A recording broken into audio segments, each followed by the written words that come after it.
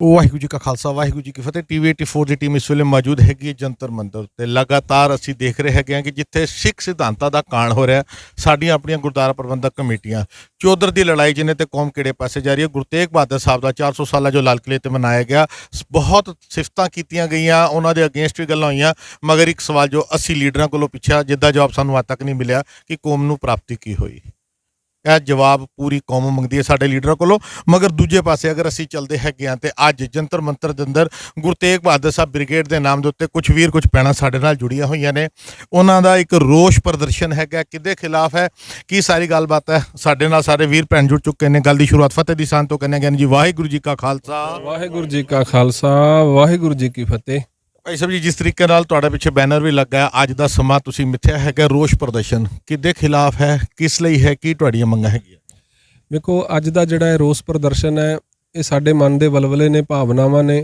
ਸਾਹਿਬ ਸ੍ਰੀ ਗੁਰੂ ਤੇਗ ਬਹਾਦਰ ਸਾਹਿਬ ਮਹਾਰਾਜ ਸੱਚੇ ਪਾਤਸ਼ਾਹ ਵਿਸ਼ਵ ਦੇ ਗੁਰੂ ਨੇ, ਸ੍ਰਿਸ਼ਟ ਦੀ ਚਾਦਰ ਨੇ। 400 ਸਾਲਾ ਸ਼ਤਾਬਦੀ ਵਰ੍ਹਾ ਅਸੀਂ ਉਹਨਾਂ ਦਾ ਮਨਾਇਆ ਹੈ। ਬੜੇ ਵੱਡੇ ਵੱਡੇ ਸਮਾਗਮ ਹੋਏ ਨੇ, ਹਕੂਮਤਾਂ ਦੇ ਵੱਲੋਂ ਵੀ ਹੋਏ ਨੇ, ਲੇਕਿਨ ਉਹਦੇ ਵਿੱਚ ਕੌਮ ਨੂੰ ਕੀ ਪ੍ਰਾਪਤੀ ਹੋਈ ਹੈ? ਹਕੂਮਤਾਂ ਨੇ ਸ੍ਰੀ ਗੁਰੂ ਤੇਗ ਬਹਾਦਰ ਸਾਹਿਬ ਜੀ ਦੀ ਸ਼ਹਾਦਤ ਦਾ ਕੀ ਮੁੱਲ ਪਰਤਾਇਆ ਹੈ? ਕੀ ਇੱਕ ਡਾਕ ਟਿਕਟ ਜਾਂ ਇੱਕ ਸਿੱਕਾ ਉਹਦਾ ਕੌਮ ਨੂੰ ਜਾਂ ਸਮਾਜ ਨੂੰ ਕੀ ਉਹਦਾ ਫਾਇਦਾ ਹੋਏਗਾ?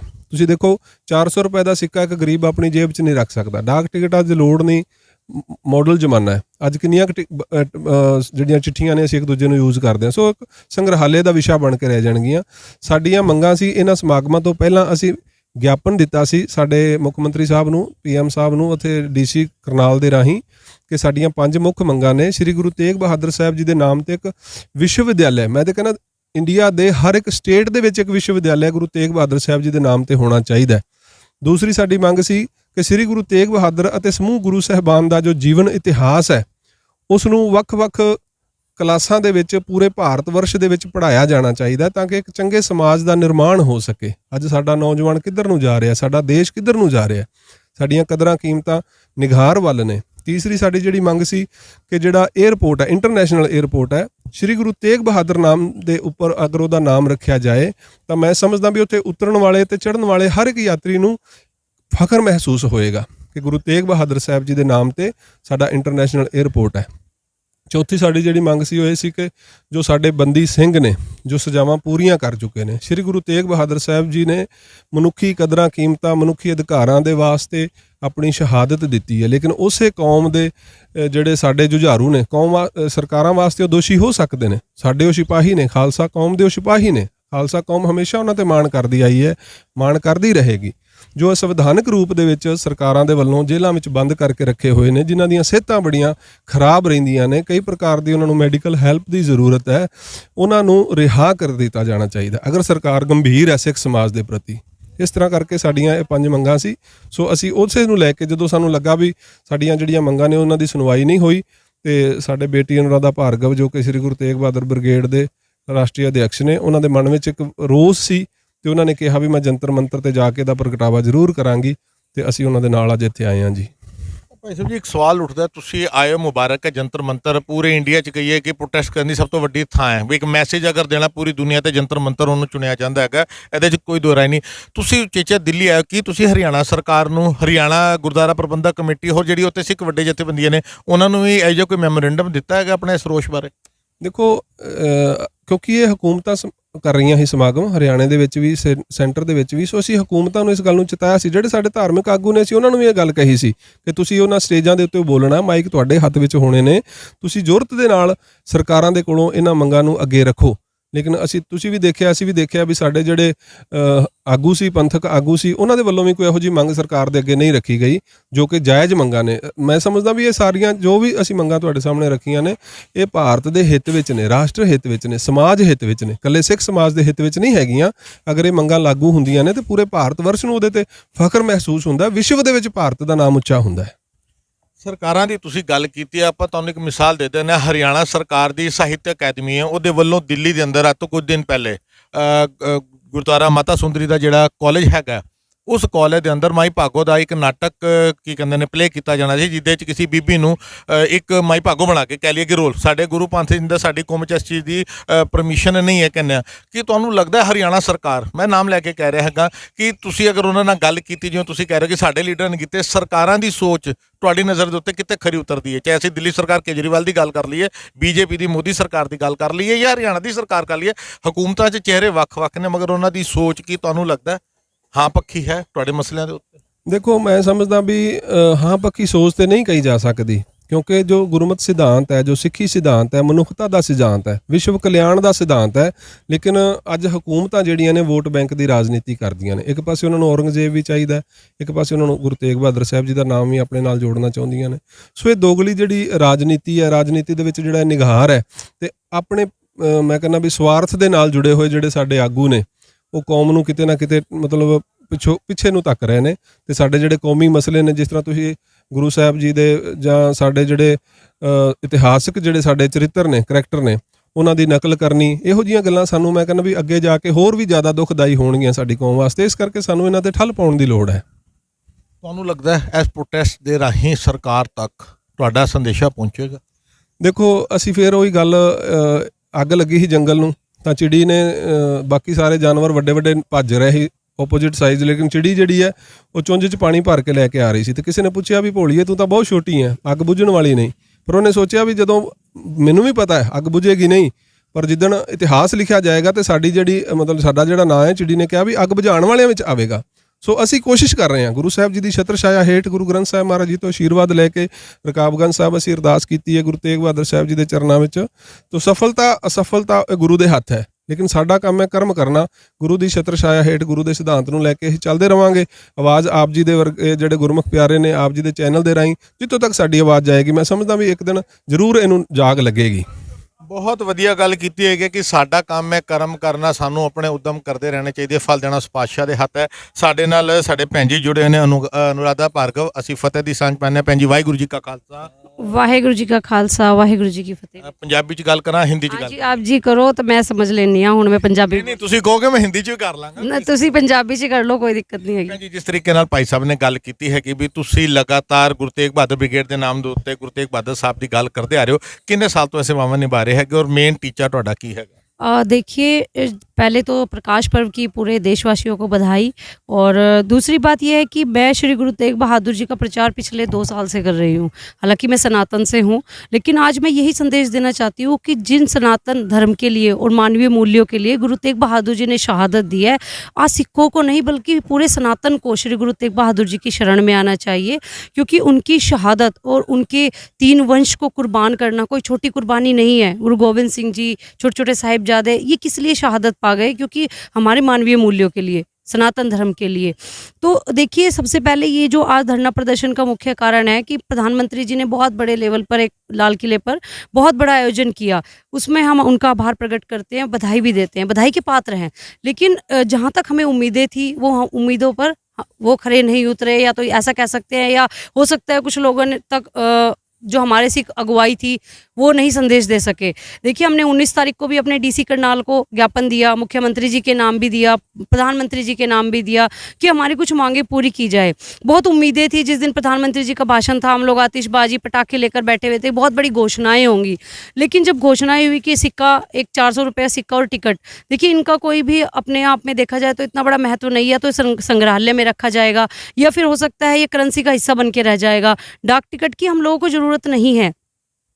दूसरी बात जो थी, हमने जब ये देखा कि कोई ऐसी सिख अगुवाई की तरफ से, देखिए जब एक बहुत बड़ा स्टेज होता है, अगर सिख समाज को लेकर प्रधानमंत्री जी चल रहे हैं, तो सिख अगुवाइयों को चाहिए था कि वो माइक पे अपनी मांगे मांग सकते थे। लेकिन वहाँ पर सब शांत रहा, एज इट इज़ चलता रहा। तब हमने सोचा कि क्यों ना, जब हमारा भी फर्ज बनता है सनातन धर्म से, कोई बात नहीं, वो सिखों के अकेले गुरु तो नहीं है, विश्व गुरु हैं।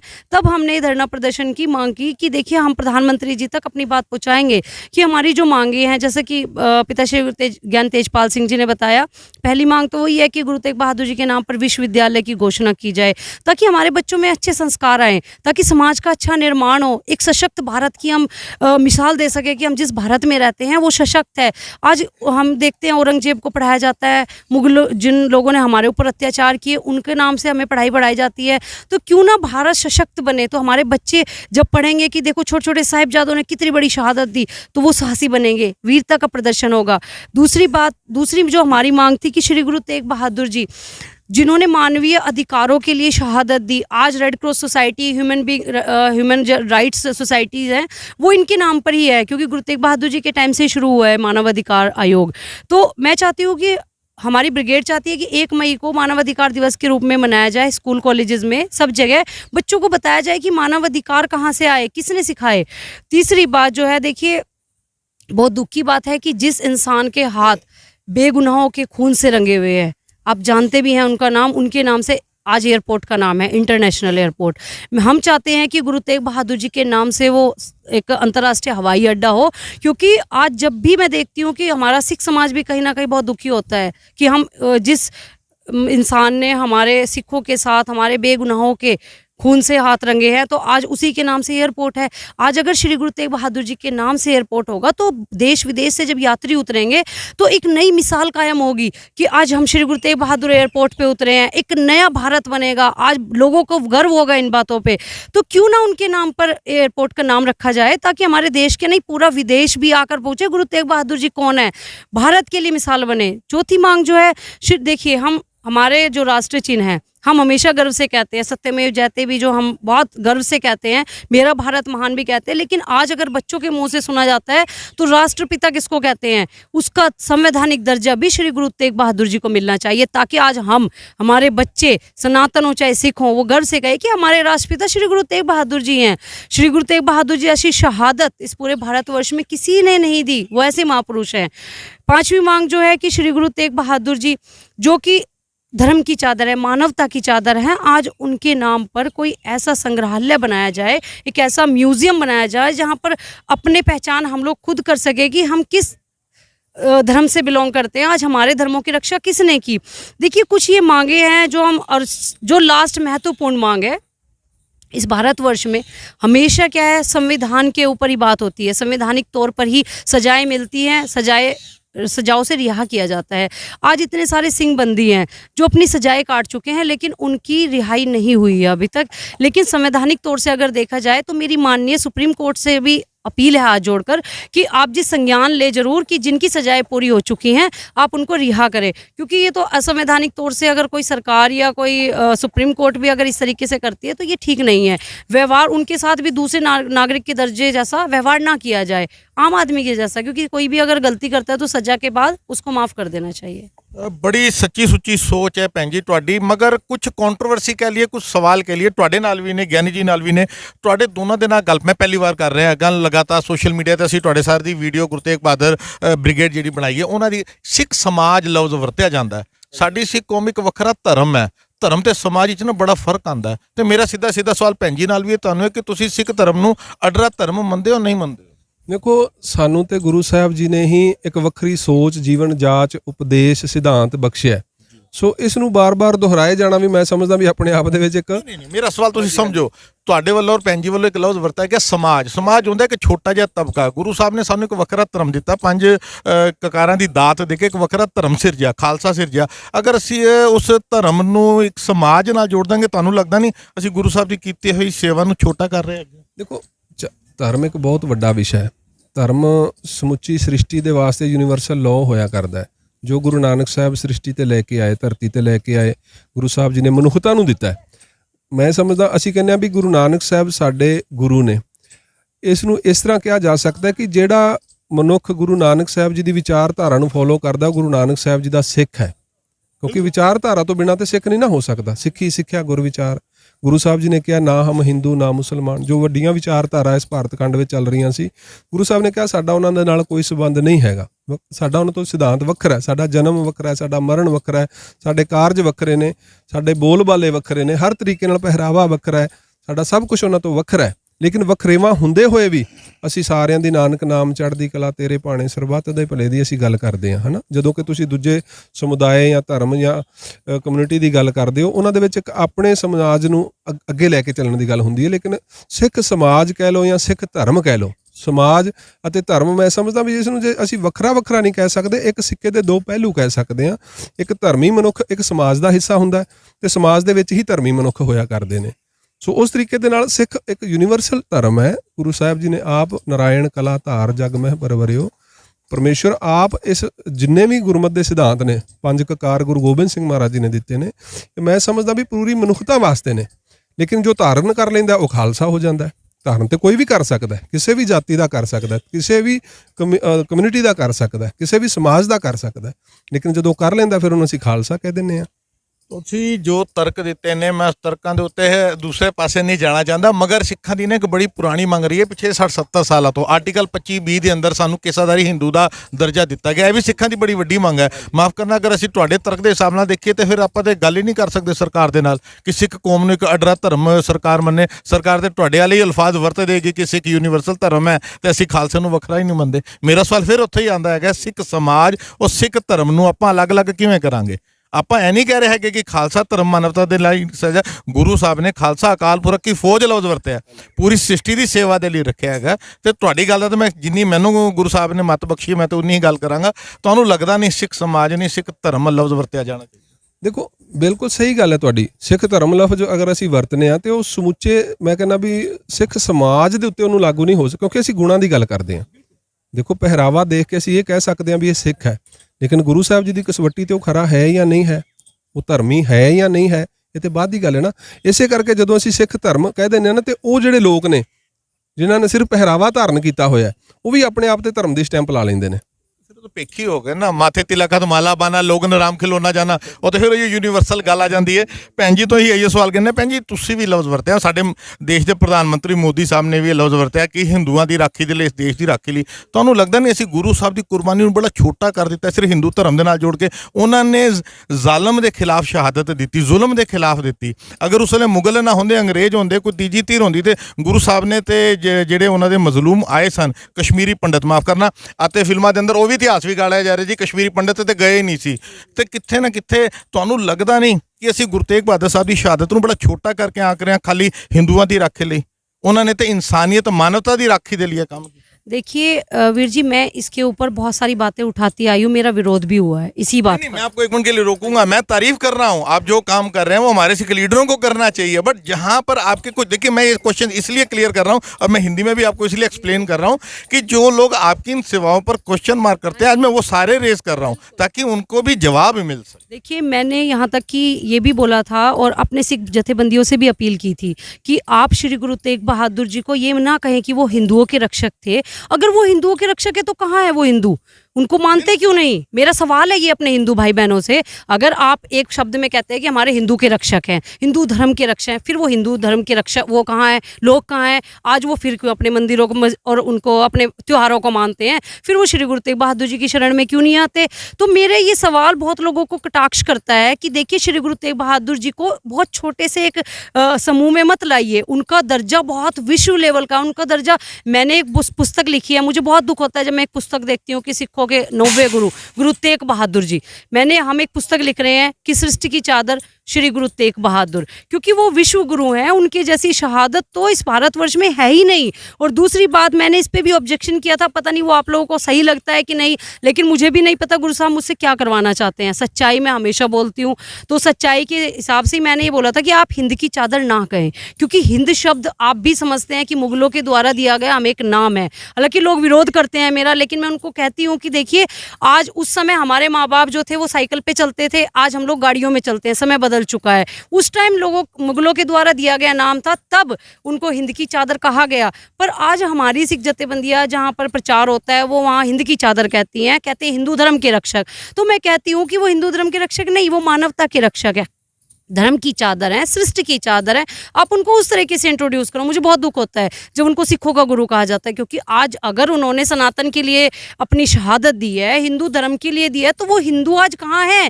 तब कोई मंदिर की घंटी क्यों नहीं बजी? तब कोई देवी देवताओं का पूजा काम क्यों नहीं आया? तब क्यों ये तिलक जनेऊ जिनको रखने वाले आज लोग कहते हैं हम पंडित हैं, आज वो पंडित कहाँ है? आज वो मंदिरों से बाहर निकलो। आप क्यों नहीं अपने मंदिरों में सनातन धर्म के लोग जो हैं वो गुरु तेग बहादुर जी का प्रकाश पर्व मनाते, मनाना चाहिए उनको। अगर वो आज जयंती मनाते हैं, आज बड़े बड़े पद पे वो मंदिरों में समागम करते हैं, तो सबसे पहला अधिकार श्री गुरु तेग बहादुर जी का है। क्योंकि जब हाहाकार मची हुई थी, पंडित कृपाराम जी कश्मीरी पंडितों के साथ अपना जत्था लेकर गए, तब गुरु साहब ने हंसते हंसते अपनी शहादत दे दी। क्या गुरु साहब को ये नहीं पता था कि ये हमारे कि कौन सी मतलब जाति के लोग हैं? उन्होंने तो देखा ही नहीं, चाहे उसमें वो किसी भी जाति के हों, बनिए हों, ब्राह्मण हो, लेकिन उन्होंने तो देखा ही नहीं। कश्मीरी पंडित गए वहाँ पर, उन्होंने शहादत का ऐलान कर दिया कि जाओ औरंगजेब को बोलो अगर इस्लाम कबूल करवा देता है तो सब लोग इस्लाम कबूल कर लेंगे। आज अगर श्री गुरु तेग बहादुर जी ना होते तो ये मैं दावे के साथ कह सकती हूँ कि पूरा देश इस्लाम में परिवर्तित होता। और अगर हालात यही रहे, अगर हालात नहीं बदले, तो वो दिन दूर नहीं है कि जब फिर से चोटियाँ काटी जाएंगी और फिर से लोग भागेंगे। लेकिन आज अगर काम करेगी तो श्री गुरु तेग बहादुर जी की विचारधारा काम करेगी। दोबारा कोई नहीं आने वाला इस तरीके से। तो सनातन के लिए भी मेरा यही एक मैसेज है कि आप अपने घरों से निकलो। आज जहाँ आप अपने घरों में पूजा पाठ करते हो, श्री गुरु तेग बहादुर जी को नतमस्तक होकर उनकी शहादत को याद करो। आज अपने बच्चों को सिखाओ कि हाँ, जहाँ गुरु साहब ने भक्ति और शक्ति का मार्ग दिया है, वहाँ शहादत भी दी है। तो अपने बच्चों को क्यों नहीं अवेयर करते? तो मेरा यही सवाल बार बार रहता है कि आप उनको हिंद की चादर ना कहें, हिंदू धर्म से ना जोड़ें उनको कि वो हिंदू धर्म के रक्षक हैं।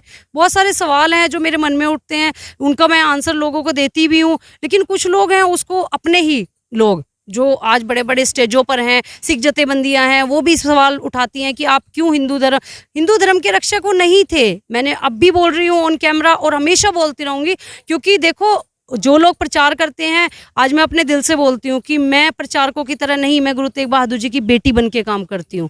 मैं उनकी बेटी बनने का फ़र्ज अदा कर रही हूँ। आज मेरी 12वीं पीढ़ी चल रही है, 11 पीढ़ी तक सऊदी नहीं आई, लेकिन 12वीं पीढ़ी मैं अपना फ़र्ज भी निभाऊंगी। कर्ज तो मेरी 7 पीढ़ियाँ नहीं चुका सकती, लेकिन वो फ़र्ज जरूर निभाऊंगी। अगर गुरु साहब हमारे लिए शहादत दे सकते हैं, क्या हम अपना समय नहीं दे सकते? क्या अपना प्रोफेशन छोड़कर उनका प्रचार नहीं कर सकते? आज अगर मैं इस जीवन में जिंदा हूं तो सारा श्रेय गुरु तेग बहादुर जी को जाता है। सनातन धर्म जिंदा है तो गुरु तेग बहादुर जी को जाता है सारा श्रेय। तो क्यों नहीं सनातन आगे आता है? मुझे दुख होता है कि देखिए समागम भी हुआ बहुत बड़े लेवल पर, वहाँ सनातन का बहुत कम तबका था, वहाँ सारे सिख समाज था। तो क्या वो सिखों के गुरु हैं? जब शहादत लेनी हो तो गुरु तेग बहादुर जी, जब पूजा करनी हो तो आपके मंदिर। तो ये न्यायपूर्ण बात नहीं है। देखिए, मुझे नहीं अच्छा लगता, मैं सच्चाई बोलती हूँ इसलिए क्योंकि मैं गुरु तेग बहादुर जी को अपने पिता समान मानती हूँ और मेरे दिल में कुछ दर्द है उनको लेकर, कुछ भाव हैं। अब ये तो गुरु तेग बहादुर जी जानते हैं मुझसे क्या करवाना चाहते हैं। प्रचार करवा रहे हैं, हम भी कर रहे हैं। ਸੰਗਤ ਜੀ, ਅਸੀਂ ਲਗਾਤਾਰ ਜੁੜੇ ਹੋਏ ਹਾਂ ਭੈਣ ਜੀ ਦੇ ਨਾਲ ਔਰ ਗਿਆਨੀ ਤੇਜਿੰਦਰਪਾਲ ਸਿੰਘ ਜੀ ਦੇ ਨਾਲ, ਕਿਉਂਕਿ ਅਸੀਂ ਚਾਹੁੰਦੇ ਹੈਗੇ ਹਾਂ, ਕਿਉਂਕਿ ਪ੍ਰੋਗਰਾਮ ਦੀ ਸਮਾਪਤੀ ਤੋਂ ਅਸੀਂ ਪਹਿਲੇ ਹੀ ਪਹੁੰਚ ਗਏ ਹਾਂ। ਕਹਿ ਲਈਏ ਕਿ ਅਸੀਂ ਆਪਣਾ ਪੰਥਕ ਫਰਜ਼ ਜ਼ਰੂਰ ਨਿਭਾਇਆ ਕਿ ਮੀਡੀਆ ਦਾ ਕੰਮ ਹੁੰਦਾ ਮੌਕੇ ਤੇ ਪਹੁੰਚ ਕੇ ਪ੍ਰੋਗਰਾਮ ਨੂੰ ਕਵਰ ਕਰਨਾ। ਔਰ ਜੋ ਭੈਣ ਜੀ ਔਰ ਜੋ ਭਾਈ ਸਾਹਿਬ ਇੰਨੇ ਦੂਰੋਂ ਚੱਲ ਕੇ ਆਏ ਹੈਗੇ ਨੇ ਪੂਰੇ ਵਰਲਡ ਨੂੰ ਇੱਕ ਸੰਦੇਸ਼ਾ ਦੇਣ ਲਈ, ਸਾਡੇ ਚੈਨਲਾਂ ਦੇ ਰਾਹੀਂ ਆਪਾਂ ਉਹ ਦੁਨੀਆ ਤੱਕ ਪਹੁੰਚਾ ਪਾਈਏ ਔਰ ਅਸੀਂ ਆਪਣੀ ਸੇਵਾ ਨੂੰ ਲਗਾਤਾਰ ਨਿਭਾ ਰਹੇ ਹੈਗੇ ਹਾਂ। ਔਰ ਇੱਥੇ ਦੱਸ ਦਈਏ ਭੈਣ ਜੀ ਦਾ ਸਪੈਸ਼ਲ, ਤੁਸੀਂ ਦੇਖਿਆ ਹੋਏਗਾ ਮੇਰੇ ਸਵਾਲ ਵੀ ਕਈ ਤਿੱਖੇ ਸਨ। ਅਸੀਂ ਚਾਹੁੰਦੇ ਸੀ ਕਿ ਇਹ ਸਵਾਲ ਜ਼ਰੂਰ ਪੁੱਛੇ ਜਾਣ, ਹੋਰ ਸਵਾਲ ਨੇ, ਮਗਰ ਸਭ ਤੋਂ ਵੱਡੀ ਗੱਲ ਭੈਣ ਜੀ ਦਾ ਨਾਮ ਜਿਸ ਵੇਲੇ ਸੁਰਖੀਆਂ 'ਚ ਆਇਆ ਉਹਦੀ ਵਜ੍ਹਾ ਸੀ ਦਿੱਲੀ ਦੀ ਔਰੰਗਜ਼ੇਬ ਜਿਹੜੀ ਲੇਨ ਹੈਗੀ ਹੈ ਉਹਦੇ ਉੱਤੇ ਕਾਲਕ ਪੱਤ ਕੇ ਇਹਨਾਂ ਨੇ ਅੱਗ ਲਾਈ ਸੀ। ਜੋ ਵੀ ਕੀਤਾ ਸੀ ਉਹ ਵੀ ਡਿਟੇਲ ਅਸੀਂ ਇਹਨਾਂ ਕੋਲ ਹੀ ਲਵਾਂਗੇ। ਕੇਸ ਭੁਗਤ ਰਹੇ ਨੇ, ਤਰੀਕਾਂ ਭੁਗਤ ਰਹੇ ਨੇ ਸਾਡੀਆਂ ਗੁਰਦੁਆਰਾ ਪ੍ਰਬੰਧਕ ਕਮੇਟੀਆਂ। ਜੋ ਸਵਾਲ नहीं चुक रही, भैन जी ने हरियाणा तो आके वो सवाल चुकया। जो आप पर केस चल रहा है वो क्या है, उसकी डिटेल दे, फिर मैं बंदी सिंहों के मसले पर भी आऊँगा। आपने थोड़े दिन पहले भी वो तारीख भुगती है, कोर्ट के अंदर आप आए थे, क्या ये सारा मसला? देखिए, जब मुझे श्री गुरु तेग बहादुर जी के बारे में पता चला 2 साल पहले कि उन्होंने हमारे लिए शहादत दी, धर्मों के लिए शहादत दी, तो मेरे मन में आया कि औरंगजेब क्रूर आक्रांता, उसके नाम से एक लेन यहाँ पर है। हालांकि मैं अपने केस के थ्रू यहाँ आई हुई थी। जब मैंने वो लेन देखी तो मुझे बड़ा दुख हुआ और उसी दिन मैंने चार्जर की लीड से उसका नाप भी लिया कि मैं इसको डिस्ट्रॉय करूँगी कैसे ना कैसे, क्योंकि देखिए लोग उसको बोर्ड की तरह से देख सकते हैं, पर मेरे दिल में वो क्रूर आक्रांता एक पर्सन है कि उसने हमारे श्री गुरु तेग बहादुर जी का शीश कटवाने का आदेश दिया। तो मैंने आके उसमें 9 जनवरी को पेट्रोल डालकर 3 बार पेट्रोल डाला और उस पर आग लगाई। उसके बाद 100 नंबर पे कॉल करके मैंने खुद गिरफ्तारी दी है, क्योंकि मौके से भागना तो हमारे महापुरुषों ने नहीं सिखाया, तो इसलिए मैंने वहाँ पर गिरफ्तारी दी। उसके बाद हमें तिहाड़ भी ले जाया गया। और देखिए, श्री गुरु तेग बहादुर जी की कृपा की जमानत भी हमारी सेम डे हुई, क्योंकि मेरे खुद की मन थी कि मैं 6 बजे जाकर शाम को गुरुद्वारा शीशगंज साहिब मत्था टेकूँ, और 6 बजे गुरुद्वारा शीशगंज साहिब मैंने जाके मत्था भी टेका। ये गुरु तेग बहादुर जी की कृपा है। उसके बाद वो केस भी अभी मेरे ऊपर चल रहा है। 8 तारीख को हमने पिछले महीने उसमें जमानत भी कराई है। तो देखिए कि आज मुझे दुख इस चीज़ का हुआ कि जब श्री गुरु तेग बहादुर जी का प्रकाश पर्व दिल्ली में 100-150 करोड़ रुपए लगा के करवाया जा रहा था, तब वही औरंगजेब लेन दोबारा से फिर से स्थापित कर दी गई। क्या इस देश की बेटी का मोल नहीं है? क्या हम लोग मतलब इस भावना में आके गुरु तेग बहादुर जी का संदेश देना चाहते हैं तो क्या दोबारा से बुराइयों को खड़ा कर दिया जाएगा? एक तरफ तो बहुत बड़े पद पे आप गुरु तेग बहादुर जी को समर्पित हैं, दूसरी तरफ आप औरंगजेब को भी चाहते हैं, तो निर्णय कौन लेगा? देखिए, औरंगजेब चाहिए कि गुरु तेग बहादुर जी चाहिए? आप निर्णय एक लो। औरंगजेब का नाम हमें देखिए, जैसे राम के साथ रावण का, कृष्ण के साथ कंस का, ऐसे ही गुरु तेग बहादुर जी, गुरु गोविंद सिंह जी के साथ औरंगजेब, इसका नाम जुड़ा रहेगा औरंगजेब का, बट बुराई की तरह। आप उसके नाम से कोई आलीशान रोड तो नहीं बना सकते, आप उसके नाम से कोई संग्रहालय नहीं बना सकते। ਸੰਗਤ ਜੀ ਤੁਸੀਂ ਲਗਾਤਾਰ ਵਿਚਾਰ ਸੁਣ ਰਹੇ ਹੋ, बड़ी ਵਧੀਆ ਗੱਲ ਕੀਤੀ। जी जो आपने बात की बिल्कुल ठीक बात है कि इस मुद्दे के ऊपर और औरंगजेब लेन की बात करते हैं, सरकारों के फैसले, आपको क्या लगता है, चाहे दिल्ली की केजरीवाल सरकार कह लें या मोदी सरकार केंद्र के अंदर है, वो कहीं ना कहीं दोगली नीति अपना रही है? जी बिल्कुल दोगली नीति अपना रही है। मैंने आपको पहले भी बताया कि जहां औरंगजेब लेन है वहां पर औरंगजेब लेन भी हटाने के बाद लगाई गई, और उसके बाद देखिए कि गुरु तेग बहादुर जी का प्रकाश पर्व भी मनाया गया। तो ये दोगली राजनीति है। अगर मैं भारतवर्ष में वैसे बड़े बड़े नारे दिए जाते हैं, बेटी बचाओ बेटी पढ़ाओ अभियान, क्या प्रधानमंत्री मोदी जी के संज्ञान में नहीं है कि एक बेटी ने आग लगाई थी गुरु तेग बहादुर जी के चलते हुए, उनके सिद्धांतों को देखते हुए उन्होंने औरंगजेब में आग लगाई थी, औरंगजेब लेन को जलाया था, तो क्या मोदी जी के संज्ञान में नहीं है? पहली बात तो वो केस ही नहीं होना चाहिए था, लेकिन चलो केस तो मैं प्रसाद समझ के वो आज तक तारीखें भुगत रही हूँ, मुझे उसका कोई डर नहीं है। लेकिन मैं ये कहना चाहती हूँ कि फिर आप या तो औरंगजेब को ही चुन लीजिए, अगर फिर ये दिखावा क्यों? अगर दिखावा आप करते हैं तो फिर गुरु तेग बहादुर जी को सच्ची श्रद्धांजलि दें। अगर गुरु तेग बहादुर जी को आप मानते हैं, सच्ची श्रद्धांजलि क्यों नहीं देते हैं उनको? आज आपने किस तरीके से, मतलब हमारे बहुत सारे ऐसे, मैंने पिताश्री को फ़ोन किया रात को कि आप जागते रहना, मोदी जी का भाषण आने वाला है, बहुत बड़ी बड़ी घोषणाएं होंगी। लेकिन घोषणाएं क्या थी? डाक टिकट और सिक्का। उससे हम सेटिस्फाई नहीं है, क्योंकि आज सिख समाज की शहादतों का अगर सफ़र देखें, 85% जो है सिख समाज की शहादतें हैं। जब काले पानी जाते हैं, फांसी चढ़ते हैं, तब भी सिख आते हैं, और जब उनके काम निकल जाते हैं तो वो आतंकवादी हो जाते हैं। तो किस तरीके से आप देखते हैं? मैं बिल्कुल जी बिल्कुल आपने बहुत सही बात की, बिल्कुल हकीकत गल है। संगत जी ਜਦੋਂ ਅਸੀਂ ਹੱਕਾਂ ਦੀ ਗੱਲ करने तो टैग लग जाता है जी, अत्तवादी ने, खालिस्तानी ने। कल पिछले 2 दिनों में आपने पटियाले में देखा जो मसला हुआ, आपको आप किस नज़र से देखते हैं? हालांकि कुछ शिवसेना वालों ने खालिस्तान के विरोध में मार्च निकाला, सिख कम्युनिटी के लोग जो खालिस्तान के सपोर्टर बना दिए गए सो कॉल्ड गोदी मीडिया में, आप इस केस को किस तरीके से देखते हैं? ये धर्म का मसला था, राजनीतिक मसला था, या कहीं ना कहीं कहें कि इस मसले के अंदर एक फिरकू बनाने का जो ख्याल है वो बना दिया गया? देखिए, सबसे पहले तो मैं खालिस्तान की अगर बात करूं तो मैं आपको बताऊं कि सुप्रीम कोर्ट की गाइडलाइंस है, कोई भी खालिस्तान मुर्दाबाद का नारा यहाँ भारत में नहीं लगा सकता, ठीक है। अगर जो दूसरे जो शिवसेना वाले थे जो वहाँ पर एजिटेशन कर रहे थे, बड़े बड़े वो रैलियाँ निकाल रहे थे खालिस्तान मुर्दाबाद की, मैं ये कहती हूँ कि ये लोग सब सुरक्षाओं के चक्कर में करते हैं। पहले भी इनको सुरक्षाएँ, वायु सुरक्षा दी गई है, आगे भी ये सोचते हैं कि हमें सुरक्षाएँ दी जाएँ। तो ये एक माहौल ख़राब करने का एक षड्यंत्र है जो कि सरकार के द्वारा भी करवाया जाता है। आज तक आप देख रहे हैं कि धर्म के ऊपर राजनीति हो रही है। आज हिंदू राष्ट्र कह के राजनीति की जा रही है, आज हिंदू मुस्लिमों को लड़वाने का प्रयास किया जा रहा है, और सिखों का भाईचारा खराब करने का प्रयास किया जा रहा है। क्यों? आज उसमें मरने वाले कौन है? आपका भाई होगा, मेरा बेटा होगा। तो उसमें राजनीति जो लोग हैं उनके बच्चे तो विदेशों में पढ़ रहे हैं, वो तो आराम से एसी में बैठे हुए हैं। लेकिन आज अगर देश में ज़रूरत है तो गुरु नानक देव जी के सिद्धांत पे चलने की, आज मानवता के सिद्धांत पर चलो, सभी एक हैं। लेकिन इस तरीके से जो पटियाला में, वो बहुत ही मतलब शर्मनाक है सरकारों के लिए भी मैं कहूँगी, और ख़ासकर उन शिवसेना वालों के लिए, कि किस तरीके से उन्होंने ये माहौल बनाया, किस तरीके से बहुत बड़ा एक मतलब माहौल ख़राब हो सकता था। उसमें हमारे नवयुवक, हमारे भाई जाते और फिर गलतियां निकलती सिखों की, कहते तो कृपाण लेके आए हैं, ये तो मारने आए थे। लेकिन ऐसा कुछ नहीं है। मैंने खुद भी देखा कि जब ये सारा कुछ हो गया, जो लोग भूखे थे उनको सिख समाज ने रोटी खिलाई, उनको दूध की बोतलें बांटी। तो एक तरफ सिख समाज का ये भी एक अलग से दायित्व बनता है, और वो कर भी रहे हैं एक तरह से। तो मैं ये कहती हूँ पटियाला में जो हुआ वो सारा राजनीतिक षड्यंत्र था, और ये लोग हायर किए जाते हैं, शिवसेना जैसी संस्थाएं, कि किस तरीके से माहौल बिगाड़ने की कोशिश की जाए। आप वकील हैं, बंदी ਸਿੰਘों की आपने बात की। भाई साहब जी मैं ਤੁਹਾਡੇ ਤੋਂ भी ये सवाल पूछांगा, बट मैं पहले भैन जी ਨਾਲ गल कर लूँ। ये सवाल ਤੁਹਾਡੇ ਕੋਲ भी आएगा। जो बंदी सिंह हमारे जेलों में हैं, कानून कहता है कि अगर किसी की एक सज़ा पूरी हो जाए तो उस सज़ा पूरी होने के बाद उसको छोड़ देना एक कानूनी पक्ष है। लेकिन जितने भी सिख हमारे बंदी सिंह हैं, उन सब की अगर हम बात करते हैं तो उनके ऊपर एक टैग लगा दिया जाता है कि ये तो जी खालिस्तानी है, ये तो जी अत्तवादी है। उनको सज़ा पूरी होने के बाद, मैं मिसाल के तौर पर जत्थेदार भाई जगतार सिंह हवारा, जिनको लाखों लोगों ने कौम का जत्थेदार बनाया, मैं वैसाखी वाले दिन उनसे मुलाकात करके भी आया हूँ जेल के अंदर। वैसाखी के दिन लंगर का प्रोग्राम था। अगर हम उनके केसों की बात करते हैं, कल शायद आपके पास डिटेल ना होगी। कल भी कोर्ट के एक केस के अंदर जो सत्ता पक्ष था या कह लें जो उनके खिलाफ केस लड़ रहा था वो प्रेजेंट ही नहीं हुए। अगली बार तारीख मांगी, तारीख पर तारीख वाली बात, पेश होते नहीं हैं। तो सरकार ने, कोर्ट ने जुर्माना लगाया सरकार के ऊपर कि आप अपना पक्ष नहीं रख पा रहे, तो उनको एक केस के अंदर जमानत दे दी। जानबूझकर जो हमारे सिख हैं, जो कह ले जिन्होंने कौम के लिए कुर्बानियां देने की कोशिश की, या कुछ जिनको हम बंदी सिंह के तौर के ऊपर कहते हैं, क्या आपको लगता है ये देश विरोधी हैं, इनको रिहा नहीं होना चाहिए कानूनी तौर पर? आप वकील हैं, आप उस वकालत के नज़रिए से बताएं। देखिए, सबसे पहले मैंने जब उनका केस स्टडी किया, खुद ही स्टडी किया था कि किस किस तरीके से उनको अंदर किया गया, किस तरीके से सारा हुआ। और अगर संविधान की बात की जाए तो डॉक्टर भीमराव अम्बेडकर जी ने जो संविधान बनाया है, सबका फ़र्ज बनता है, सरकारों का फ़र्ज बनता है, माननीय अदालत का फ़र्ज बनता है कि उन संविधान के अंदर रहकर ही कार्य किया जाए। और जिस तरीके से बंदी सिंहों को अंदर रखा गया, जगतार सिंह हवारा जी को सजा ये पूरी हो चुकी है इन लोगों की, लेकिन फिर भी जब इनका बाहर निकलने का समय आता है, कुछ ना कुछ षड्यंत्र रच दिए जाते हैं।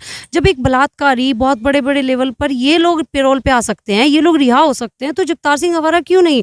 अगर कोई भी इंसान, क्या मर्डर नहीं करते लोग? लाखों की संख्या में लोग मर्डर करके बाहर आते हैं, उनको पेरोल भी दी जाती है, वो जमानत भी लेते हैं, वो रिहा भी होते हैं, वो बरी भी होते हैं। लेकिन आज जगतार सिंह हवारा जी और सारे बंदी सिंहों को, इनको किस तरीके से रखा गया है? अभी मैं देख रही थी पिछले दिन कि जगतार सिंह हवारा जी को मेडिकल जांच के लिए लाया गया तो हथकड़ियाँ बंधी हुई थी, और मतलब उस तरीके से लाया गया जैसे वो कोई आतंकवादी हो।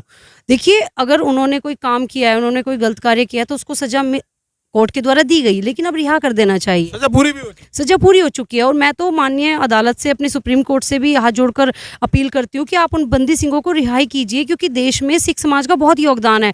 आप ज़्यादा से ज़्यादा उनके समर्पण भाव को देख के, उनके आत्म बलिदान को देखकर सिखों के, आप उनको रिहा कर दीजिए। और देखिए, मानने वाली बात यह है कि जगतार सिंह हवारा जी नवयुवकों के लिए एक बहुत अच्छा संदेश लेकर आ सकते हैं। जैसे कि आपने को पता ही है, जरनैल सिंह जो संत जरनैल सिंह खालसा भिंडरांवाले जी, उनकी सोच बहुत अच्छी थी।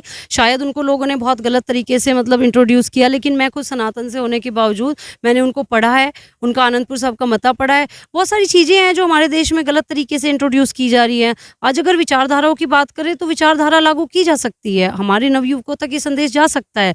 तो सिंह बंदियों को रिहा किया जाना चाहिए, और अपील भी है सुप्रीम कोर्ट से भी और हमारी भारत सरकार से भी कि उनको बंदियों को रिहा किया जाए। असंवैधानिक तौर से रखने का अधिकार ना भारत सरकार को है और ना ही किसी और को है। मैंने आपकी कुछ पुरानी वीडियोस देखी हैं, आपने संत जी जरनैल सिंह भिंडरांवाले को अपना आइडियल भी बोला हुआ है, तो क्या आप उनकी सोच, आनंदपुर साहब मते की आपने बात की, आप उसके हक में हैं? जी, देखिए, मैं आनंदपुर साहब के मते के बिल्कुल हित में हूँ, और मैं पंजाब को ये मतलब एक बार मैंने नसीहत भी दी थी कि जब भी कोई सरकार आती है तो आप, वैसे तो जब कोई पर्व होता है तो आप टी शर्ट पहनते हो संत जी की, आप बड़े बड़ी रैलियाँ निकालते हो, आप लड़ पड़ते हो अगर उनको कोई कुछ कहता है, लेकिन जब सरकारें आती है तब आप चुप क्यों होते हो? तो वो आनंदपुर साहब का मता क्यों नहीं लेके आते? आप क्यों नहीं सरकारों को कहते अगर आनंदपुर साहब का मता आप लेके आओगे घोषणा पत्र में, तब हम आपको वोट देंगे? तब ये सिख जथेबंदियाँ कहाँ जाती है? तब वो चुप क्यों रहते हैं? और देखिए, संत जी ने अगर लड़कियों के लिए कुछ आवाज़ उठाई, अगर दहेज प्रथा के लिए आवाज़ उठाई, तो क्या वो गलत है? अगर बात की जाए नशे की, अगर उन्होंने नशा बंद करवाया तो क्या वो गलत है? अगर मैं बात करूँ अपने हकों की, तो वो हक क्या गलत थे? सभी पंजाबियों के हित में थे, राष्ट्र हित में थे। ऐसा नहीं है वो सारे उन्होंने सिख समाज के लिए मांगे थे। और अगर सिख समाज शहादतें दे रहा है तो उनका फ़र्ज बनता है इस भारतवर्ष से कुछ मांगने का। 1947 से अब तक सिख समाज सिर्फ वोटों के लिए यूज़ होता आया है, और आज भी हो रहा है। 1947 से अपने अधिकार कहाँ मिल रहे हैं? उनके हितों की रक्षा नहीं हो रही। और अगर संत जी की बात करें तो देखिए, उन्होंने जो विचारधारा अपनाई, आज बच्चों को उनकी विचारधारा पे चलना चाहिए, अन्याय के विरुद्ध लड़ाई लड़नी चाहिए। उन्होंने बिल्कुल सही रास्ते पर लोगों को लाने की कोशिश की। उन्होंने क्या मांगा था कि दरबार साहब को पवित्र शहर का घोषणा की जाए, जो हमारी गुरबानी है वो दूरदर्शन पर प्रदर्शित की जाए। ये मांगे कहाँ से गलत लगती हैं और किसको लगती है? अगर किसी को लगती है तो आप मुझसे आके डिबेट कर सकता है। मैं ओपनली चैलेंज देती हूँ कि आप मुझसे डिबेट कर सकते हैं कि संत जी कहाँ गलत थे। ये लोगों के द्वारा जो एक भूमिका निभाई जाती है ना कि संत जी ऐसे थे वैसे थे, तो मैं उन लोगों को कहती हूँ कि वो खुद अपनी विचारधारा से गिरे हुए हैं। वो खुद अपनी विचारधारा लागू नहीं कर पाए। आज तक वो देश के लिए क्या कर पाए? और आप ये नोट कर सकते हैं, जो लोग उनके बारे में बोलते हैं वो देश के लिए क्या, वो अपने घर के लिए भी कुछ नहीं कर पाते। बिल्कुल संगत जी, भैन जी ने जो गल्लां कीतियां ने ना, शायद किਤੇ ना किਤੇ शीशा दिखाया है सिख कौम ਦੇ ਵੈਰੀਆਂ ਨੂੰ ਤੇ ਸਾਡੇ ਸੋ ਕਾਲਡ ਉਹ ਪੰਥਕ ਅਖੌਤੀ ਪੰਥਕ ਚਿਹਰੇ ਜਿਹੜੇ ਬੜੇ ਵੱਡੇ ਵੱਡੇ ਦਾਅਵੇ ਕਰਦੇ ਹੈਗੇ ਨੇ ਕਿ ਜਿਸ ਵੇਲੇ ਤੁਸੀਂ ਸੰਤਾਂ ਦੀ ਟੀ-ਸ਼ਰਟਾਂ ਪਾਉਂਦੇ ਹੋ, ਸ਼ਹੀਦਾਂ ਦੇ ਦਿਹਾੜੇ ਮਨਾਉਂਦੇ ਹੋ, ਜਦੋਂ ਵੋਟ ਪੈਂਦੇ ਨੇ ਤੇ ਫਿਰ ਕਿੱਥੇ ਚਲੇ ਜਾਂਦੇ ਨੇ। ਬੜਾ ਵੱਡਾ ਸਵਾਲ ਭੈਣ ਜੀ ਨੇ ਚੁੱਕਿਆ, ਜਿਹਦਾ ਜਵਾਬ ਆਉਣ ਵਾਲੇ ਸਮੇਂ 'ਚ ਕਈ ਸਾਲਾਂ ਤੱਕ ਪੰਜਾਬ ਦੇ ਵੋਟਰਾਂ ਨੂੰ ਚੁਭਦਾ ਰਹੇਗਾ, ਜਿਹਦਾ ਜਵਾਬ ਦੇਣ ਬੰਦਾ। ਭਾਈ ਸਾਹਿਬ ਜੀ, ਜੋ ਗੱਲ ਭੈਣ ਜੀ ਨੇ ਕੀਤੀ, ਬੰਦੀ ਸਿੰਘਾਂ ਦੀ ਅਸੀਂ ਗੱਲ ਕਰਦੇ ਹਾਂ, ਸਿੱਖ ਕੌਮ ਨਾਲ ਹੀ ਵਿਤਕਰਾ ਕਿਉਂ ਹੁੰਦਾ? ਸਜ਼ਾਵਾਂ ਪੂਰੀਆਂ ਹੋ ਜਾਂਦੀਆਂ ਨੇ। ਜਿਵੇਂ ਭੈਣ ਜੀ ਨੇ ਗੱਲ ਕੀਤੀ, ਮੈਂ ਤੁਹਾਨੂੰ ਇੱਕ ਮਿਸਾਲ ਦਿੰਦਾ। ਤਕਰੀਬਨ 8-10 ਮਹੀਨੇ ਪਹਿਲੇ ਤਿਹਾੜ ਜੇਲ੍ਹ ਦੇ ਸਾਹਮਣੇ, ਤਕਰੀਬਨ ਮੈਂ ਹਰ ਵਾਰ ਉਸ ਪ੍ਰੋਗਰਾਮ ਨੂੰ ਕਵਰ ਕਰਨਾ, 10 ਤੋਂ 15 ਸਾਲ ਹੋ ਗਏ ਸਿੱਖ ਮੀਡੀਆ ਦੇ ਅੰਦਰ ਆਪਣੀ ਸੇਵਾ ਨਿਭਾਉਂਦੇ ਹੋਏ, ਤੇ ਅਰਦਾਸ ਹੁੰਦੀ ਹੈਗੀ ਬੰਦੀ ਸਿੰਘਾਂ ਦੇ ਹੱਕ ਦੇ ਅੰਦਰ। ਤੇ ਸਾਡੇ ਸਾਹਮਣੇ ਹਰਿਆਣਾ ਦਾ ਕੋਈ ਗੈਂਗਸਟਰ ਹੈਗਾ ਸੀ, ਉਹਨੂੰ ਪੈਰੋਲ ਦੇ ਦਿੱਤੀ ਗਈ ਕਰੋਨਾ ਕਰਕੇ, ਔਰ ਉਹਦੀ ਟੀਮ ਜਿਹੜੇ ਕਹਿ ਲਈਏ ਗੁੰਡੇ ਕਹਿ ਲਈਏ, ਉਹਨਾਂ ਦੀ ਸਾਥੀ ਕਹਿ ਲਈਏ, ਹਥਿਆਰਾਂ ਦੇ ਨਾਲ ਮੌਜੂਦ ਸਨ ਉੱਥੇ, ਔਰ ਉਹਨਾਂ ਨੇ ਕਿਹਾ, ਬੜੇ ਫਕਰ ਨਾਲ ਕਿਹਾ, ਜੀ ਹਮਾਰੇ ਭਾਈ ਨੇ 3 ਮਾਰੇ हैं, 10 ਬਲਾਤਕਾਰ ਕੀਏ हैं। ਉਹਨਾਂ ਨੂੰ ਨਾ ਪੈਰੋਲ ਮਿਲ ਜਾਂਦੀ ਹੈ ਕਿਉਂਕਿ ਕਰੋਨਾ ਕਾਲ ਸੀ। ਤੇ ਜਿਹੜੇ ਸਾਡੇ ਬੰਦੀ ਸਿੰਘ ਨੇ, ਉਹਨਾਂ ਨੂੰ ਪਰਿਵਾਰ ਦੇ ਨਾਲ ਮਿਲਣ ਦੇ ਲਈ ਵੀ ਸਮਾਂ ਨਹੀਂ ਦਿੱਤਾ ਜਾਂਦਾ। ਮਾਫ ਕਰਨਾ, ਘਰ 'ਚ ਮਾਂ ਪਿਓ ਦੀ ਮੌਤ ਹੋ ਜਾਂਦੀ ਹੈ ਤੇ 1 ਘੰਟੇ ਦੀ ਇਜਾਜ਼ਤ ਮਿਲਦੀ ਹੈ। ਸਿੱਖ ਕੌਮ ਨਾਲ ਵਿਤਕਰਾ ਕਿਉਂ ਹੁੰਦਾ? ਦੇਖੋ, ਇਹਦੇ ਬਾਰੇ ਮੈਂ ਆਪਣੀ ਆਪ ਜੀ ਦੇ ਸਵਾਲ ਦਾ ਜਵਾਬ ਦੇਣ ਤੋਂ ਪਹਿਲਾਂ ਇੱਕ ਸਾਡੀ ਕਹਾਵਤ ਬਣ ਗਈ ਸੀ ਕਿ ਸ਼ਾਹ ਮੁਹੰਮਦ ਦਾ ਇੱਕ ਸਰਕਾਰ ਬਾਝੋਂ ਫੌਜਾਂ ਜਿੱਤ ਕੇ ਅੰਤ ਨੂੰ ਹਾਰੀਆਂ ਨੇ। ਸੋ ਅੱਜ ਉਹ ਸਰਕਾਰ ਸਾਡੇ ਕੋਲ ਨਹੀਂ ਹੈਗੀ। ਗੁਰੂ ਗੋਬਿੰਦ ਸਿੰਘ ਮਹਾਰਾਜ ਜੀ ਨੇ ਸਪਸ਼ਟ ਕਿਹਾ, ਰਾਜ ਬਿਨਾ ਨਹਿ ਧਰਮ ਚਲਿਆ ਹੈ, ਧਰਮ ਬਿਨਾ ਸਭ ਦਲੇ ਮਲੈ ਹੈ, ਸ਼ਸਤਰ ਕੇ ਅਧੀਨ ਹੈ ਰਾਜ। ਅੱਜ ਸਾਡੀ ਕੌਮ ਨੂੰ ਆਪਣੇ ਕਕਾਰ ਭਾਰੇ ਲੱਗਦੇ ਨੇ, ਨਿਤਨੇਮ ਕਰਨਾ ਸਾਨੂੰ ਭਾਰਾ ਲੱਗਦਾ। ਗੁਰੂ ਸਾਹਿਬ ਜੀ ਨੇ ਸਪਸ਼ਟ ਕਿਹਾ ਸੀ, ਜਬ ਲਗ ਖਾਲਸਾ ਰਹਿ ਨਿਆਰਾ, ਤਬ ਲਗ ਤੇਜ ਦਿਓ ਮੈਂ ਸਾਰਾ। ਅਸੀਂ ਸਿਧਾਂਤ ਤੋਂ ਪਛੜ ਗਏ। ਅਸੀਂ ਚੁਣਦੇ ਕਿਹਨਾਂ ਨੂੰ ਆ? ਉਹਨਾਂ ਦਾ ਵਿਅਕਤੀਤਵ ਕਿਹੋ ਜਿਹਾ, ਉਹਨਾਂ ਦੇ ਵਿੱਚ ਸਿੱਖੀ ਗੁਣ ਹਨ। ਦੇਖੋ, ਅਸੀਂ ਇਹ ਮਤਲਬ ਆਪਣੇ ਆਪ ਨੂੰ ਧੋਖਾ ਦੇ ਰਹੀ ਹੈ, ਸਾਡੀ ਕੌਮ ਆਪਣੇ ਆਪ ਨੂੰ ਧੋਖਾ ਦੇ ਰਹੀ ਹੈ ਜਦੋਂ ਅਸੀਂ ਇਹੋ ਜਿਹੇ ਆਗੂਆਂ ਦੇ ਸਿਰ ਤੇ ਕੌਮ ਦਾ ਭਾਰ ਪਾ ਦਿੰਦੇ ਹਾਂ, ਜਿਨ੍ਹਾਂ ਦੇ ਵਿੱਚ ਕੌਮੀਅਤ ਹੀ ਨਹੀਂ ਹੈਗੀ, ਜਿਨ੍ਹਾਂ ਦੇ ਵਿੱਚ ਕੌਮੀ ਗੁਣ ਹੀ ਨਹੀਂ ਹੈਗੇ, ਜਿਹਦੇ ਵਿੱਚ ਗੁਰੂ ਦਾ ਸਿਧਾਂਤ ਹੀ ਨਹੀਂ ਹੈਗਾ, ਉਹਨੂੰ ਅਸੀਂ ਚੁਣ ਦਿੰਦੇ ਹਾਂ। ਤੇ ਜਿਹੜੇ ਕੌਮੀਅਤ ਦੀ ਗੱਲ ਕਰਦੇ ਨੇ, ਉਹਨਾਂ ਦੀਆਂ ਫਿਰ ਅਸੀਂ ਬਰਸੀਆਂ ਮਨਾਉਂਦੇ ਹਾਂ। ਉਹਨਾਂ ਨੂੰ ਅਸੀਂ ਜਦੋਂ ਗਵਾ ਲੈਂਦੇ ਹਾਂ, ਉਹ ਸਾਡੇ ਹੱਥੋਂ ਨਿਕਲ ਜਾਂਦੇ ਨੇ, ਤੇ ਫਿਰ ਅਸੀਂ ਉਹਨਾਂ ਦੇ ਨਾਮ ਤੇ ਦਿਹਾੜੇ ਰੱਖ ਦਿੰਦੇ ਹਾਂ, ਕੱਪੜੇ ਛਪਵਾ ਲੈਂਦੇ ਹਾਂ, ਘਰਾਂ 'ਚ ਉਹਨਾਂ ਦੀਆਂ ਫੋਟੋਆਂ ਲਾ ਲੈਂਦੇ ਹਾਂ। ਇਹ ਸਾਡੀ ਕੌਮ ਦੀ ਮਾਨਸਿਕਤਾ ਹੈ, ਜਿਹਨੂੰ ਮੈਂ ਸਮਝਦਾ ਵੀ ਇੱਕ ਮੈਨੂਪਲੇਟ ਕੀਤਾ ਗਿਆ ਹੈ ਬ੍ਰਾਹਮਣਵਾਦ ਦੇ ਵੱਲੋਂ, ਮਨੂਵਾਦ ਦੇ ਵੱਲੋਂ। ਸਾਡੀ ਕੌਮ ਨੂੰ ਬੜੇ ਤਰੀਕੇ ਦੇ ਨਾਲ ਹੌਲੀ ਹੌਲੀ ਇੱਕ ਮਿੱਠਾ ਜਿਹਾ ਜ਼ਹਿਰ ਦੇ ਕੇ ਤੇ ਉਹਨਾਂ ਨੂੰ ਇਸ ਤਰੀਕੇ ਨਾਲ ਇੱਕ ਮਦਹੋਸ਼ੀ ਦੇ ਵਿੱਚ ਰੱਖਿਆ ਜਾ ਰਿਹਾ ਹੈ ਵੀ ਦੇਖੋ, ਅਸੀਂ ਤੁਹਾਡੇ ਨਾਲ ਆ, ਅਸੀਂ ਤੁਹਾਡੇ ਪੈਰੋਕਾਰ ਆ, ਅਸੀਂ ਤੁਹਾਡੇ ਸਿਧਾਂਤ ਦੀ ਗੱਲ ਕਰਦੇ ਹਾਂ। ਪਰ ਵਾਸਤਵਿਕਤਾ ਇਹ ਨਹੀਂ ਹੈਗੀ। ਸੋ ਇੱਕ ਸਰਕਾਰ ਬਾਝੋਂ ਫੌਜਾਂ ਜਿੱਤ ਕੇ ਅੰਤ ਨੂੰ ਹਾਰੀਆਂ ਨੇ। ਅੱਜ ਸਾਡੇ ਸਿੱਖ ਬੰਦੀਆਂ ਦੇ ਨਾਲ ਜਿਹੜਾ ਵਿਤਕਰਾ ਹੋ ਰਿਹਾ ਹੈ, 47 ਤੋਂ ਤੁਸੀਂ ਦੇਖੋ, ਭਾਰਤ ਦੀ ਹਕੂਮਤ ਨੇ, ਲੀਡਰਾਂ ਨੇ ਜਿਹੜੇ ਸਾਡੇ ਸਿੱਖ ਆਗੂਆਂ ਨਾਲ ਵਾਅਦੇ ਕੀਤੇ, ਉਹ ਕਿੱਥੇ ਨਿਭਾਏ? ਬੜੇ ਛੜਯੰਤਰ ਦੇ ਤਹਿਤ ਪੰਜਾਬ ਨੂੰ ਟੁਕੜਿਆਂ ਦੇ ਵਿੱਚ ਵੰਡ ਦਿੱਤਾ ਗਿਆ। ਜਿਵੇਂ ਅੱਜ ਯੂਪੀ ਇੱਕ ਵੱਡਾ ਸਟੇਟ ਹੈ, ਸੈਂਟਰ ਦੀ ਹਕੂਮਤ ਦੇ ਵਿੱਚ ਆਪਣਾ ਵੱਡਾ ਰੋਲ ਅਦਾ ਕਰਦਾ ਹੈ। ਜੇ ਹਰਿਆਣਾ, ਪੰਜਾਬ, ਹਿਮਾਚਲ, ਸਾਡਾ ਪੱਛਮੀ ਪੰਜਾਬ ਜਿਹੜਾ ਉਹ ਇੱਕ ਹੁੰਦਾ, ਤੇ ਅੱਜ ਭਾਰਤ ਦੇ ਜਿਹੜੀ ਦਿੱਲੀ ਸਰਕਾਰ ਹੈ, ਉਹਦੇ ਵਿੱਚ ਪੰਜਾਬ ਦਾ ਇੱਕ ਆਪਣਾ ਵੱਡਾ ਹਿੱਸਾ ਹੋਣਾ ਸੀ, ਇੱਕ ਦਬਦਬਾ ਹੋਣਾ ਸੀ। ਲੇਕਿਨ ਸਾਡੀ ਅਗਵਾਈ ਦੀ, ਮੈਂ ਕਹਿੰਦਾ, ਨਲਾਇਕੀ ਕਰਕੇ, ਕਮਜ਼ੋਰੀ ਕਰਕੇ ਅੱਜ ਸਾਡਾ ਪੰਜਾਬ ਵੰਡਿਆ ਗਿਆ ਹੈ। ਤੇ ਉਹ ਉਸ ਤੋਂ ਬਾਅਦ ਵੀ ਤੁਸੀਂ ਦੇਖੋ, ਪਾਣੀਆਂ ਦਾ ਮਸਲਾ ਹੈ, ਸਾਡਾ ਜਿਹੜਾ ਭਾਖੜਾ ਡੈਮ, ਨਗਲ ਡੈਮ ਬਣਿਆ ਹੋਇਆ, ਬਿਜਲੀ ਦਾ ਮਸਲਾ ਹੈ, ਕਿੰਨੇ ਵਿਤਕਰੇ ਨੇ। ਸਾਡੀ ਕੌਮ ਸੁੱਤੀ ਹੋਈ ਹੈ। ਕਸੂਰਵਾਰ ਕੋ ਕਿਤੇ ਨਾ ਕਿਤੇ ਤੇ ਮੈਂ ਖੁਦ ਆਪਣੇ ਆਪ ਨੂੰ ਆਪਣੇ ਵਾਲੀ ਉਂਗਲ ਕਰ ਲਈਏ ਤਾਂ ਠੀਕ ਹੈ, ਕਿਉਂਕਿ ਅਸੀਂ ਵਿਅਕਤੀਗਤ ਜਦੋਂ ਅਸੀਂ ਸ਼ੁਰੂ ਕਰਾਂਗੇ ਨਾ ਆਪਣੇ ਆਪ ਤੋਂ, ਕਿਸੇ ਨੂੰ ਦੋਸ਼ ਦੇਣ ਦਾ ਕੀ ਫਾਇਦਾ ਨਹੀਂ ਹੈਗਾ। ਅਸੀਂ ਆਪਣੇ ਆਪ ਤੋਂ ਸ਼ੁਰੂ ਕਰੀਏ। ਹੁਣ ਸਾਡੀ ਬੇਟੀ ਦੇਖੋ ਨਿਕਲੀ ਹੈ, ਇਹਦੇ ਤੇ ਗੁਰੂ ਤੇਗ ਬਹਾਦਰ ਸਾਹਿਬ ਨੇ ਕਿਰਪਾ ਕੀਤੀ ਹੈ। ਅੱਜ ਕਿੰਨਾ ਸਿੱਖ ਸਮਾਜ ਇੱਥੇ ਖੜਾ ਹੈ, ਤੁਸੀਂ ਗਿਣ ਸਕਦੇ ਹੋ। ਕਿੰਨੀਆਂ ਜਥੇਬੰਦੀਆਂ ਆਈਆਂ ਨੇ, ਤੁਸੀਂ ਗਿਣ ਸਕਦੇ ਹੋ। ਲੇਕਿਨ ਗੁਰੂ ਤੇਗ ਬਹਾਦਰ ਸਾਹਿਬ ਜਿਸ ਦਿਨ ਇਹਨੇ ਮੈਨੂੰ ਪਹਿਲੇ ਦਿਨ ਆਪਣਾ ਪਿਤਾ ਮੰਨਿਆ ਹੈ ਨਾ, ਕਿਉਂਕਿ ਇਹਦੇ ਮਾਤਾ ਪਿਤਾ ਅਕਾਲ ਚਲਾਣਾ ਕਰ ਗਏ ਸੀ। ਅਸੀਂ ਇੱਕ ਸਮਾਗਮ ਵਿੱਚ ਇਹਨਾਂ ਨੇ ਮੈਨੂੰ ਬੁਲਾਇਆ ਸੀ, ਉਸ ਤੋਂ ਬਾਅਦ ਇਹਨਾਂ ਨੇ ਮੈਨੂੰ ਪਿਤਾ ਕਹਿਤਾ। ਮੈਂ ਕਿਹਾ ਵੀ ਸਾਡੇ ਗੁਰੂ ਸਾਹਿਬਾਨ ਨੇ ਬ੍ਰਾਹਮਣਾਂ ਦੇ ਵਾਸਤੇ, ਉਹਨਾਂ ਦੇ ਕਹਿਣ ਤੇ, ਸਨਾਤਨ ਦੇ ਵਾਸਤੇ ਆਪਣਾ ਸੀਸ ਦਾਨ ਕਰ ਦਿੱਤਾ, ਸੀਸ ਸ਼ਹਾਦਤ ਦੇ ਦਿੱਤੀ। ਉਹਨਾਂ ਨੇ ਏਡਾ ਵੱਡੀ ਕੁਰਬਾਨੀ ਕੀਤੀ ਹੈ। ਜਿਸ ਬੇਟੀ ਨੇ ਮੈਨੂੰ ਕਿਹਾ ਵੀ ਤੁਸੀਂ ਮੇਰੀ ਬਾਹ ਫੜੋ, ਮੇਰੇ ਸਿਰ ਤੇ ਹੱਥ ਰੱਖੋ, ਤਾਂ ਮੈਂ ਵੀ ਇਹਦੇ ਨਾਲ ਖੜਾ ਹੀ ਰਹਾਂਗਾ। ਇਹਦੀ ਇੱਛਾ ਸੀ, ਹਾਲਾਂਕਿ ਮਤਲਬ ਮੇਰੇ ਵੱਲੋਂ ਇਹਦੀ ਸਹਿਮਤੀ ਨਾ ਵੀ ਹੁੰਦੀ ਚਾਹੇ, ਪਰ ਇਹਦੀ ਇੱਛਾ ਸੀ ਮੈਂ ਜੰਤਰ ਮੰਤਰ ਤੇ ਪਹੁੰਚਣਾ, ਮੈਂ ਆਪਣੀ ਗੱਲ ਰੱਖਣੀ ਹੈ। ਤੇ ਮੈਂ ਕਿਹਾ ਬੇਟਾ ਤੂੰ ਨਾਲ, ਜਿੱਥੇ ਤੂੰ ਖੜੇਂਗੀ ਉੱਥੇ ਤੇਰੇ ਨਾਲ ਮੈਂ ਤੈਨੂੰ ਖੜਿਆ ਹੋਇਆ ਨਜ਼ਰ ਆਵਾਂਗਾ, ਕਿਉਂਕਿ ਮੇਰਾ ਬੁਨਿਆਦੀ ਫਰਜ਼ ਹੈ। ਸੋ ਮੈਂ ਸ਼ੁਰੂਆਤ ਕੀਤੀ ਹੈ। ਆਪ ਜੀ ਆਏ ਹੋ, ਆਪ ਜੀ ਤੇ ਗੁਰੂ ਸਾਹਿਬ ਦੀ ਕਿਰਪਾ ਹੈ। ਹੋ ਸਕਦਾ ਹੈ ਇਹ ਲਾਗ ਜਿਹੜੀ ਹੈ ਹੌਲੀ ਹੌਲੀ ਲੱਗੇ, ਸਮਾਂ ਆਏਗਾ, ਜ਼ਰੂਰ ਪਰਿਵਰਤਨ ਹੋਣਗੇ। ਪਰ ਉਸ ਦਿਨ ਫਿਰ ਆਪ ਜੀ ਦਾ, ਸਾਰਿਆਂ ਦਾ, ਜਿਹੜੇ ਲੜ ਰਹੇ ਨੇ, ਜਿਹੜੇ ਜੂਝ ਰਹੇ ਨੇ, ਉਹਨਾਂ ਦਾ ਨਾਮ ਵੀ ਫਿਰ ਕੌਮ ਉਸੇ ਤਰ੍ਹਾਂ ਹੀ ਲਵੇਗੀ।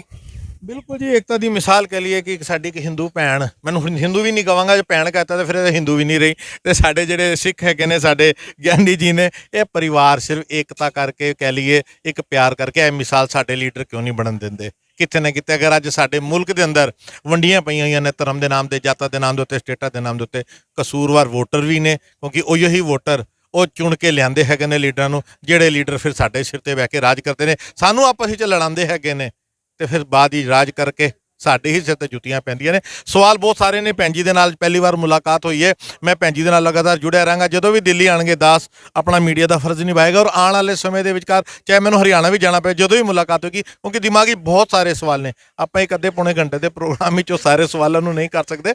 ਗੁਰੂ ਸਾਹਿਬ ਨੇ ਸਵਾਸ ਬਖਸ਼ੀ, ਜ਼ਿੰਦਗੀ ਬਖਸ਼ੀ ਤੇ ਸਵਾਲਾਂ ਦਾ ਦੌਰ ਜਾਰੀ ਰਹੇਗਾ ਭੈਣ ਜੀ ਨਾਲ ਵੀ ਔਰ ਗਿਆਨੀ जी ਦੇ ਨਾਲ भी। सब तो आखिर भैन जी लास्ट में आज आप प्रोटेस्ट कर रहे हैं यहाँ पर पूरे वर्ल्ड को अपने आज के प्रोग्राम के बारे में, क्योंकि मैंने आपको वादा किया है कि लगातार आपसे जुड़ा रहूँगा। बहुत सारे सवाल, तीखे सवाल भी और जो नॉर्मल है वो दोनों जारी रहेंगे, क्योंकि मीडिया का काम होता है सच को सामने लाना।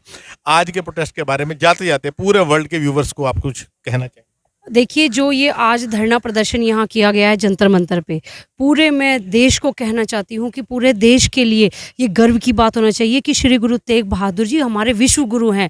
अगर उनके लिए कोई लड़ाई भी लड़नी पड़े तो हम, अगर गुरु तेग बहादुर जी हमारे लिए शीश दे सकते तो हम भी अपने रक्त का एक एक कण श्री गुरु तेग बहादुर जी के लिए समर्पित कर सकते हैं, और समर्पित करना भी चाहिए, क्योंकि हम उन्हीं के बच्चे हैं, उन्हीं के आदर्शों पर हमें चलना है अगर इस भारत को सशक्त बनाना है। आज जो धरना प्रदर्शन है, मेरी आवाज़ केंद्र सरकार तक पहुंचाना आप सभी का काम है। आप लोग लगातार इस खबर को भी और वीर जी के इस चैनल को भी सब्सक्राइब कर आगे तक बढ़ाएं, ताकि सिख कौम की आवाज़ आज देश नहीं विदेशों तक पहुंचे और खासकर सरकारों तक पहुंचे। जो सरकार के द्वारा सिख समाज के साथ आज ये व्यवहार किया जाता है, दोगलापन नीति अपनाई जाती है, एक तरफ उनको गले लगाया जाता है, एक तरफ उसी निशान साहब को आप दूसरे झंडे का नाम देकर लाल किले पर बदनाम करते हैं, दूसरी तरफ उसी लाल किले पर निशान साहब लगाकर आप गुरु तेग बहादुर जी का प्रकाश पर्व मनाते हैं। समझने वाली बात आपके लिए है कि आप उसको किस तरीके से मानते हैं। देश को समझना होगा, धर्मों के ऊपर लड़ाई ना करें। हमारा धर्म एक ही है, वो भी मानवता का सिद्धांत जो कि गुरु नानक देव जी ने दिया है। पूरा सनातन गुरु नानक देव जी के सिद्धांत की शरण में आए, गुरु ग्रंथ साहिब जी की शरण में आए, तभी ये भारत सशक्त बन सकता है। वाहिगुरु जी का खालसा, वाहिगुरु जी। ਸੰਗਤ ਜੀ, ਅਸੀਂ ਹੁਣ ਆਪਣੇ ਪ੍ਰੋਗਰਾਮ ਨੂੰ ਸਮਾਪਤੀ ਵੱਲ ਲੈ ਕੇ ਜਾ ਰਹੇ ਹਾਂ। ਆਪਣੇ ਕੈਮਰਾਮੈਨ ਵੀਰ ਨੂੰ ਕਹਾਂਗੇ ਇੱਕ ਵਾਰ ਘੁਮਾ ਕੇ ਦਿਖਾਈਏ ਕਿ ਸ਼ਾਇਦ ਇੱਥੇ ਜਦੋਂ ਅੱਜ ਜਿਸ ਮਸਲੇ ਦੇ ਉੱਤੇ ਭੈਣ ਜੀ ਔਰ ਗਿਆਨੀ ਜੀ ਨੇ ਮਿਲ ਕੇ ਇੱਕ ਪ੍ਰੋਗਰਾਮ ਕੀਤਾ ਹੈ, ਕਿੰਨੇ ਘੱਟ ਚਿਹਰੇ ਸਾਨੂੰ ਦੇਖਣ ਨੂੰ ਮਿਲ ਰਹੇ ਨੇ।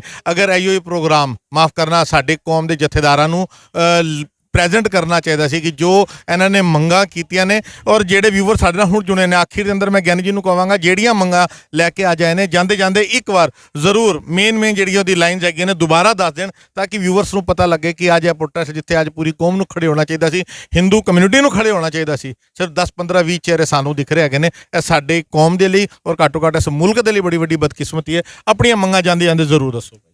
ਸਭ ਤੋਂ ਪਹਿਲੀ ਮੰਗ ਹੈ ਜੀ, ਸ੍ਰੀ ਗੁਰੂ ਤੇਗ ਬਹਾਦਰ ਸਾਹਿਬ ਜੀ ਦੇ ਨਾਮ ਤੇ ਭਾਰਤ ਸਰਕਾਰ ਵੱਲੋਂ ਵਿਸ਼ਵ ਵਿਦਿਆਲਿਆ ਜਿਹੜੇ ਨੇ ਉਹ ਸਥਾਪਿਤ ਕੀਤੇ ਜਾਣੇ ਚਾਹੀਦੇ ਨੇ। ਦੂਸਰੀ ਸਾਡੀ ਮੰਗ ਹੈ, ਗੁਰੂ ਸਾਹਿਬਾਨ ਜੀ ਦੇ ਇਤਿਹਾਸ ਨੂੰ ਸਮੁੱਚੇ ਭਾਰਤ ਦੇ ਵਿੱਚ ਸਕੂਲਾਂ ਦੇ ਵਿੱਚ ਪੜ੍ਹਾਇਆ ਜਾਣਾ ਚਾਹੀਦਾ ਹੈ। ਤੀਸਰੀ ਸਾਡੀ ਮੰਗ ਹੈ, ਇੰਟਰਨੈਸ਼ਨਲ 에ਅਰਪੋਰਟ ਦਾ ਨਾਮ ਸ੍ਰੀ ਗੁਰੂ ਤੇਗ ਬਹਾਦਰ ਸਾਹਿਬ ਜੀ ਦੇ ਨਾਮ ਤੇ ਹੋਵੇ। ਚੌਥੀ ਸਾਡੀ ਜਿਹੜੀ ਮੰਗ ਹੈ ਕਿ ਸ੍ਰੀ ਗੁਰੂ ਤੇਗ ਬਹਾਦਰ ਸਾਹਿਬ ਜੀ ਨੇ ਮਨੁੱਖੀ ਅਧਿਕਾਰਾਂ ਦੀ ਰਾਖੀ ਦੇ ਵਾਸਤੇ ਆਪਣੀ ਸ਼ਹਾਦਤ ਦਿੱਤੀ, ਲੇਕਿਨ ਉਸ ਦੇ ਬਾਵਜੂਦ ਵੀ ਸਾਡੇ ਬੰਦੀ ਸਿੰਘ ਜਿਹੜੇ ਨੇ ਸਜ਼ਾਵਾਂ ਪੂਰੀਆਂ ਕਰਨ ਤੋਂ ਬਾਅਦ ਰਿਹਾ ਨਹੀਂ ਹੋ ਰਹੇ, ਉਹਨਾਂ ਨੂੰ ਰਿਹਾ ਕੀਤਾ ਜਾਏ।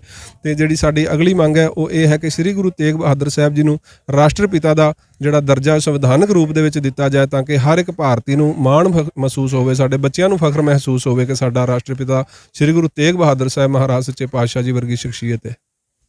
ਸੰਗਤ ਜੀ, ਫਿਰ ਮੈਂ ਜਾਂਦੇ ਜਾਂਦੇ ਲਫ਼ਜ਼ ਵਰਤਦੇ ਹਾਂ ਕਿ ਜੋ ਮੰਗਾਂ ਲੈ ਕੇ ਸਾਡੀ ਭੈਣ ਸਾਡੇ ਭਾਈ ਸਾਹਿਬ ਨੇ ਜਿਹੜੇ ਸਤਿਕਾਰਯੋਗ ਹੈਗੇ ਨੇ ਅੱਜ ਉਚੇਚਾ ਹਰਿਆਣੇ ਤੋਂ ਥੱਲੇ ਆਏ ਨੇ, ਮੰਗਾਂ ਤੇ ਪੂਰੀ ਕੌਮ ਦੀਆਂ ਹੋਣੀਆਂ ਚਾਹੀਦੀਆਂ ਸਨ।